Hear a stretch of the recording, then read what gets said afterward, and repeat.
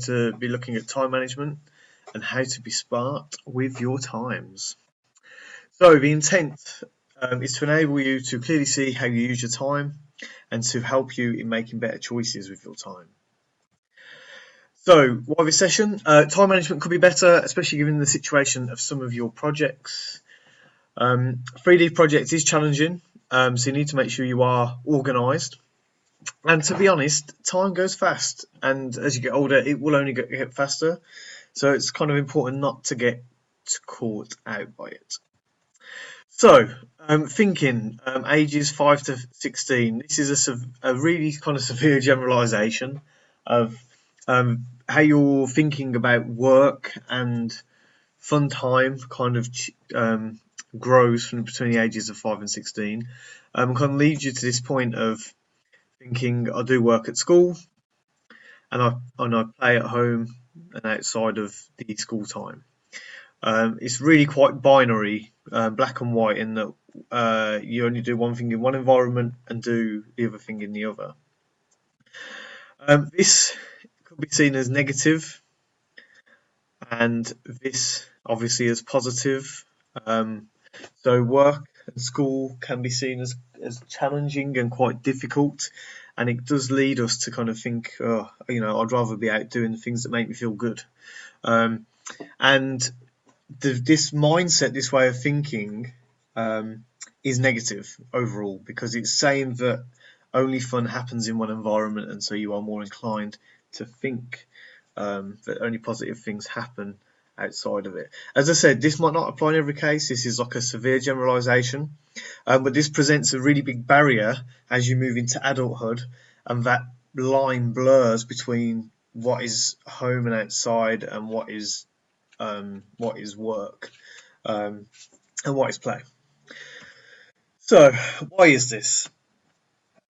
So firstly, thinking consumes energy. So Thinking Fast, Thinking Slow, which is a book by an economist called Daniel Kahneman. I actually think I've mistyped Kahneman there, so I do apologise. But he explains that slower growth thinking is tiresome, it's energy consuming, and requires more time to do. And faster thinking leads to quick conclusions, uninformed justifications, and gossip.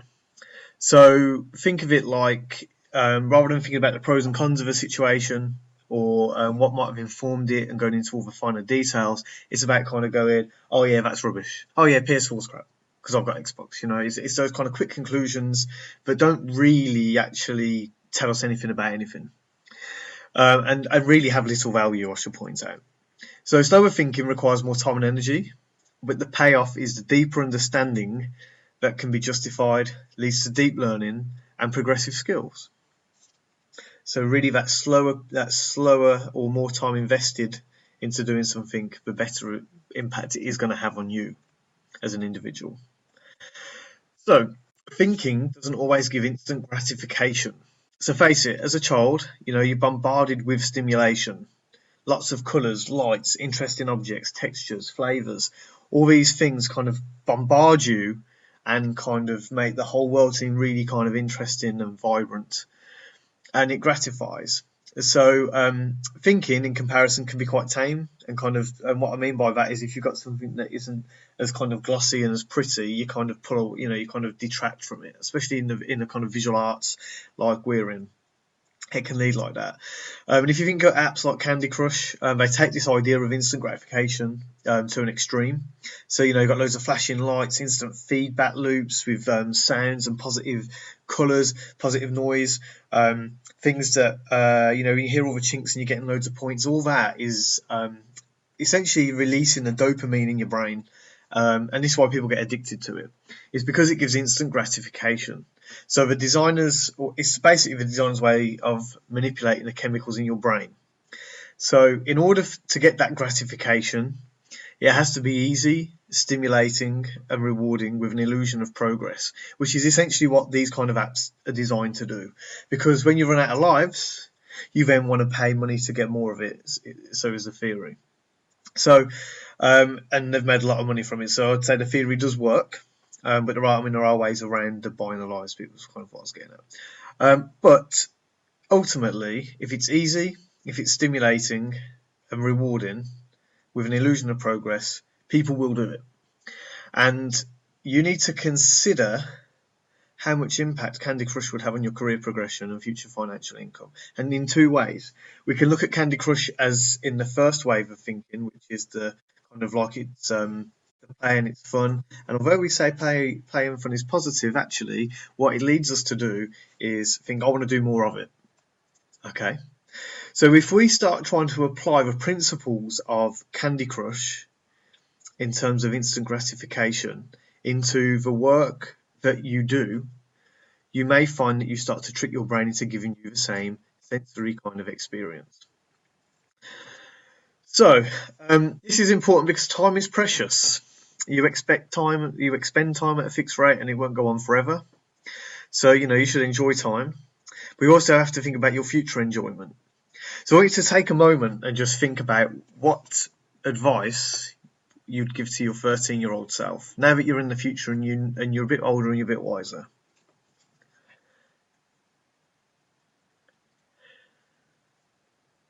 And now I want you to consider what your 25 or 30-year-old self would give you today. This is a good way of getting some positivity or some realistic advice, potentially, from a hypothetical you in the future. This is important because you're anticipating what you might need. And by anticipating what we might need, we lead ourselves to making give ourselves the opportunity to take a positive step towards it. So, the first thing we're going to think about is step ladders. Break down big jobs into small chunks. So rather than just saying, I've got to create asset 1, which might be the fireplace, you might break that list down into asset 1, the modelling phase, asset 1, the UV unwrap phase. And all these kind of sub-steps are smaller jobs that are more manageable. And they create a tick list that you can actually start to tick through and generate that instant reward system and make it feel like you're making progress. And also manage and identify what has been done and what hasn't. So step ladders, small steps that allow you to get to the bigger stage. Then there's easy. Keep tasks simple. It tricks your brain into giving dopamine. You will feel the progress and be less anxious about doing it. This is really important. If a task is easy, you will achieve it time and time again, and you'll do more of it. Now, the trick here is that if a task is challenging, you break it down into smaller steps, and those steps make it feel easy. If it's a process of having to learn the step, it will take more time. But the more you do it, the easier it will get. Okay? So the goal is to make things easy. If you have to learn it first, then learn it. If you have to practice it a little bit first, then by trying it through these 6 assets, you will do it. So the more easy and less stressful it is, the more you will do it. And basically, just like Candy Crush, you trick your brain into releasing the reward chemical dopamine, and then you will do more of it. Okay, so it really is that simple. The easier something is to do, the more you will do it. So your job now is to make these things easy. If you can make them easy, you are progressing. That means you've learned that skill and become a better person for it. So, doing it frequently. Taking long breaks from tasks, or in this project, the production cycle, will have negative impacts. Okay, so taking big chunks of time away from doing anything ruins the flow, which builds anxiety because you start thinking about the time and the things that you've missed and the opportunities gone by, and it causes stress. So if the task has been broken down, if the steps are easy, and you ensure that you are frequently engaging with them, you're going to feel that progress that we mentioned before. And then the flow builds in. You get into this habit of doing these things. By the time I was on my master's, I was working 14 hours a day. Like my third year of uni, actually, which was on my BA, I was working 14 hours a day on it because I was in the flow of it and I was enjoying it. And it was giving me really positive feelings knowing I was making the progress that I was making. By doing things immediately rather than delaying them also meant that I was able to get things, sorry, I got distracted there. By doing things frequently and so on, I can't even remember what I was saying, so I was going to move on. It's completely thrown me, sorry. In other words, by doing small, easy tasks frequently, you will generate flow, feel positive, less stress, feel growth, and feel in control of your future. I'm trying to think what that point was. It's totally thrown me. So, by doing things in a small manner, it's about taking back control in a positive way. So, moving forward, in your activity, you're going to have a layout presented. I want you to think about the following. I want you to complete your time management sheet, including 24 hours of study outside of lesson that you are supposed to apply. Put something specific in those 24 additional hours, e.g. Asset 1 3D model. It might even be time to write your journal for the recordings that you're doing and so on, and documenting your progress. 3. Keep it step-laddered and easy, but frequent. If you take big breaks, you will ruin your flow. If you ruin your flow, you are less likely to engage with it, and therefore start building up that anxiety and stress. Number 4, duplicate for the additional weeks of the project, which will make sense in a moment. Okay, so if we go into Excel, I've created this document. So on this page, we've got some different tabs at the bottom here. We have first the blank page. This is a tab that's going to have all of the time by half hour in a week. So we've got each window which is 6 AM on the hour and 30 minutes in. So these are half-hour chunks. Okay.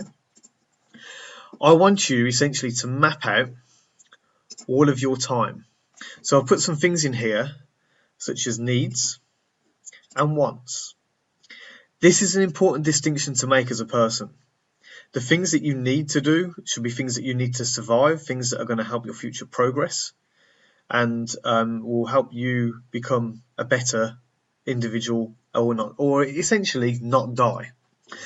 Things that we want to do aren't necessarily economically rewarding or would sustain us living, and therefore they should go in this column. So anything that is kind of just purely for gratification, okay? And the things in here should really give an indication of what that is. So be sensible. You don't need to go to the cinema. It's something that you want to do.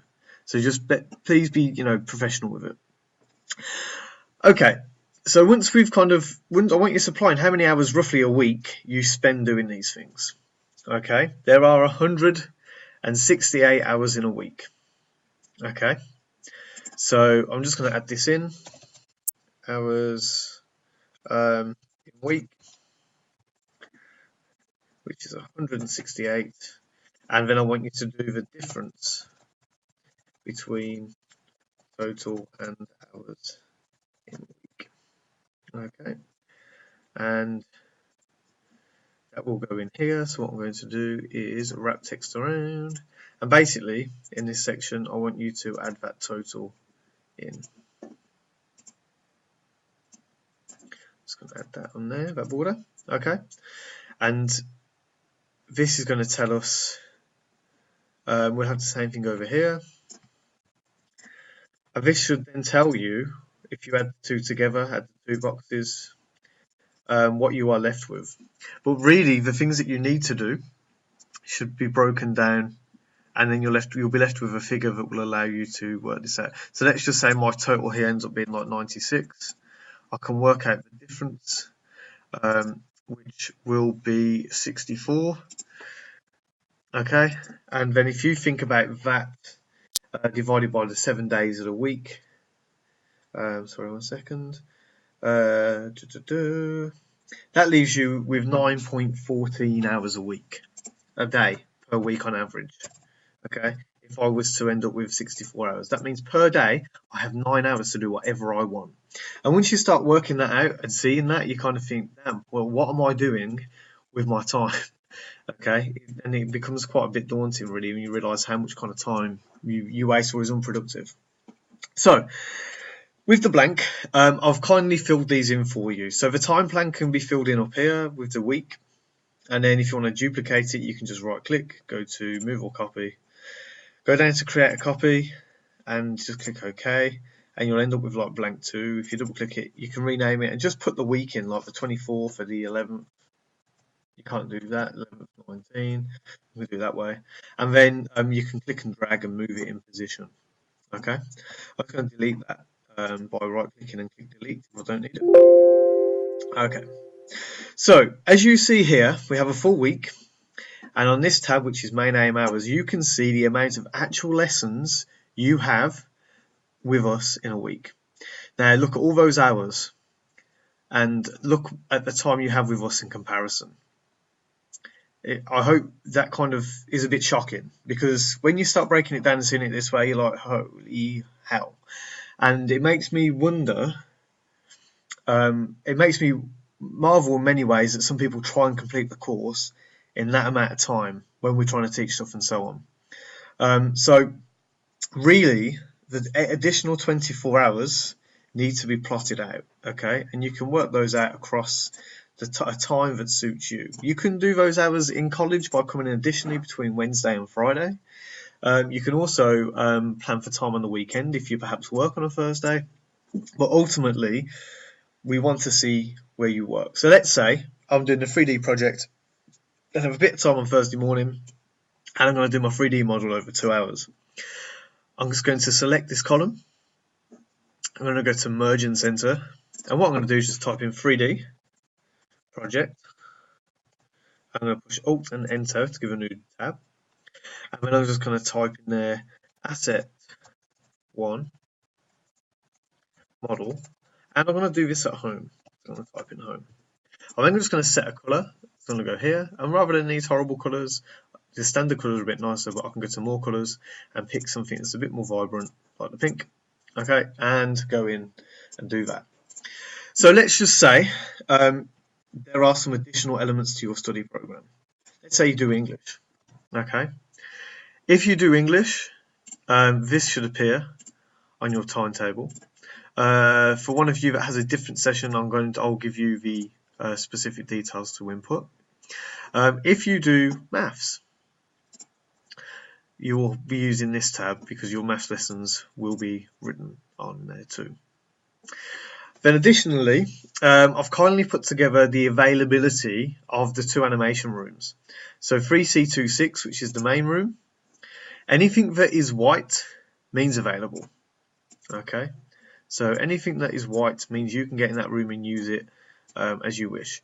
As you can see, that time on 3C26 is very limited. Okay, but there are opportunities such as Thursday morning, Wednesday midday, and between the evenings of Thursday and Friday. Well, late afternoon, I should say, not evenings. 3A05 is a bit different. We've got a bit more time, like Monday morning. I know some of you like to come in early on a Monday. Why don't you go and do a few hours in there and make the most of that time, have your lunch break, and then come to my lesson at 1. Tuesday, not so much, but Wednesday, there's plenty of time in there. If you're coming in for English, look at that, a nice big window there for you to go in. And on Thursday and Friday, again, there is more time too. Okay, so you could also put that into here, into the rooms. I'm just going to undo this by unclicking Merge and Center, pushing Delete, going back to white. But what will happen here is you will lose these bars, so I tend to just copy and paste that because my OCD doesn't like it. Now, if we go back to the hours list, you'll see on here I have put the English. It might be 3, it might be 0, depending on if you do them, English and maths. Blended learning should be an hour, and coursework should be 24 hours. Okay. We should also include the time that you sleep, getting ready, your travel to college, food and prep and eating, and any employment you may do. And travel that goes into that as well, because that's time that you use and is productive because you're going to employment. So I want to see these maps, and I want to see them filled in, going up until, let's try and get my calendar up until the week of Christmas, and our last day is on the 19th.